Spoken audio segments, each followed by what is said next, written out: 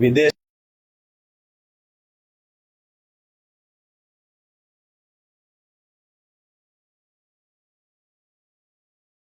સરકારે ફરી એક વખત ખેડૂત વિરોધી નિર્ણય લીધો છે।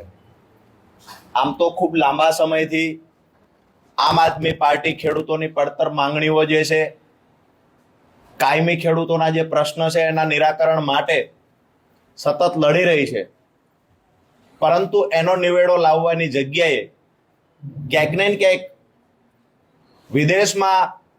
કપાસ પકવતા ખેડૂતોને ફાયદો કરાવવા માટે, ક્યાંક ને ક્યાંક અમુક વિકસિત દેશોના દબાવમાં આવીને અમુક ભારતીય વેપારીઓને ફાયદો કરાવવા માટે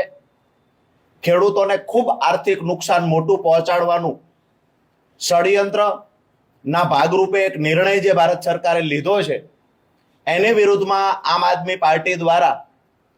એક અઠવાડિયાના અલ્ટિમેટમ સાથે તમામ જિલ્લાઓની અંદર આવેદનપત્રો આપવામાં આવેલા કે ભાજપ સરકાર તાત્કાલિક ધોરણે આ નિર્ણય પરત લે, પરંતુ સરકાર દ્વારા એ મુદ્દે ફેરવિચારણા કરવામાં ન આવી, જેના કારણે આમ આદમી પાર્ટી ખેડૂતોના હિતમાં રહીને આવનાર 7 સપ્ટેમ્બર રવિવારના રોજ સુરેન્દ્રનગર જિલ્લાના ચોટીલા ખાતે એક મહાખેડૂત સંમેલન કરવા જઈ રહી છે। આ ખેડૂત સંમેલનનો મુખ્ય જે આશય છે કે એક તો કપાસમાં ખેડૂતોને પ્રતિ મણ એટલે કે પ્રતિ 20 કિલોએ 2100 રૂપિયા ભાવ મળી રહે એવી સરકાર દ્વારા વ્યવસ્થા કરવામાં આવે। અગર ક્યાંક ને ક્યાંક જો પૂરતા ભાવ ખેડૂતોને નથી મળતા તો સરકાર દ્વારા જેવી રીતે ભૂતકાળમાં ડુંગળીમાં એક્સ્ટ્રા બજેટની ફાળવણી કરી અને ક્યાંક ને ક્યાંક ખેડૂતોને